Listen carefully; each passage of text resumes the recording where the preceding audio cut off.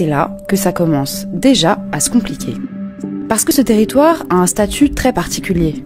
Taïwan fonctionne de fait comme un État indépendant, avec un drapeau, une présidente, Tsai Ing-wen, et un gouvernement.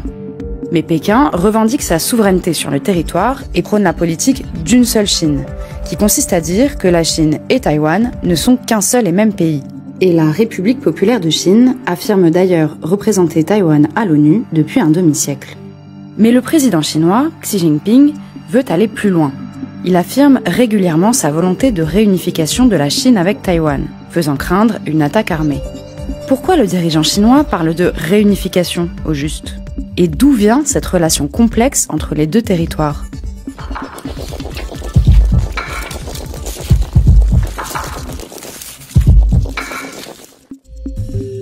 Pour comprendre les liens entre la Chine et Taïwan, il faut remonter quelques siècles en arrière. Jusqu'à la colonisation européenne, l'île était peuplée d'autochtones austronésiens, comme on appelle les populations des mers australes. Mais au XVIIe siècle, les colons hollandais installent un poste avancé à Taïwan et encouragent la migration d'une main-d'œuvre venue du sud-est de la Chine pour cultiver les terres agricoles. À la suite des Hollandais, c'est la Chine impériale qui prend le contrôle de l'île. Et pendant les 2 siècles de domination chinoise qui suivent, de plus en plus de Chinois migrent à Taïwan, forçant les populations aborigènes à se déplacer ou à s'assimiler. À la fin du XIXe siècle, une guerre entre la Chine impériale et le Japon laisse Taïwan sous domination japonaise pendant 50 ans. Une période marquée par une forte industrialisation, qui pose les prémices du développement économique de l'île. Mais en 1945, à l'issue de la Seconde Guerre mondiale et de la défaite japonaise, Taïwan se retrouve de nouveau sous domination chinoise, sur décision des Alliés. La Chine est alors une république depuis 33 ans. Des réformateurs ont fait tomber l'empire des Qing en 1911, faisant naître 2 courants politiques.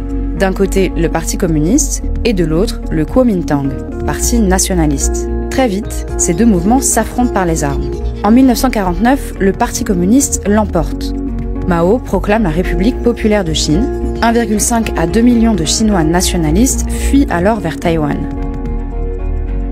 À ce moment-là, il y a donc 2 Chines. D'une part, la République populaire de Chine, régime socialiste, et d'autre part, la République de Chine, réfugiée sur l'île principale de Taïwan et plusieurs petits archipels environnants. Taïwan incarne alors, aux yeux des États-Unis et de leurs alliés, une Chine libre qui résiste au communisme. Mais au fil des années, le nombre de pays qui reconnaissent la légitimité de Taïwan a considérablement diminué au profit de la République populaire de Chine. C'est en 1971 que la place de Taïwan à l'international connaît un virage drastique, lorsqu'elle perd son siège à l'ONU. En 2021, seuls 15 pays continuent de reconnaître l'île, surtout des micro-États, pour la plupart insulaires. Ce basculement diplomatique est favorisé par la position ambivalente des États-Unis. En 1972, un président américain se rend pour la toute première fois en République populaire de Chine. C'est Richard Nixon qui rencontre Mao Tse-tung. Il faut attendre le 1er janvier 1979 pour que Washington et Pékin établissent des relations diplomatiques officielles. Dans la foulée, le Congrès américain tente d'équilibrer les choses en votant le Taiwan Relations Act. Cette loi indique que les relations avec le gouvernement de Taipei sont similaires aux relations des États-Unis avec tous les autres pays. Mais Washington ne reconnaît plus officiellement l'existence d'une République de Chine indépendante à Taïwan.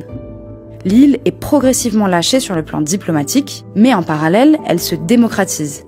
L'ère du parti unique se termine en 1986 et la loi martiale prend fin un an plus tard. Les premières élections libres sont organisées en 1992. Économiquement, l'île prospère et se met à exporter massivement des produits textiles et électroniques, entre autres. Cette croissance rapide permet même de faire affluer des capitaux vers la Chine populaire et les relations entre les 2 entités s'améliorent.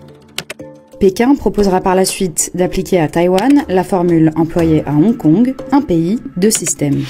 En 1986, le Parti démocrate progressiste voit le jour et milite pour l'autodétermination de Taïwan. Il remporte pour la première fois les élections en 2000, puis il est réélu à 2 reprises et gouverne l'île jusqu'en 2008.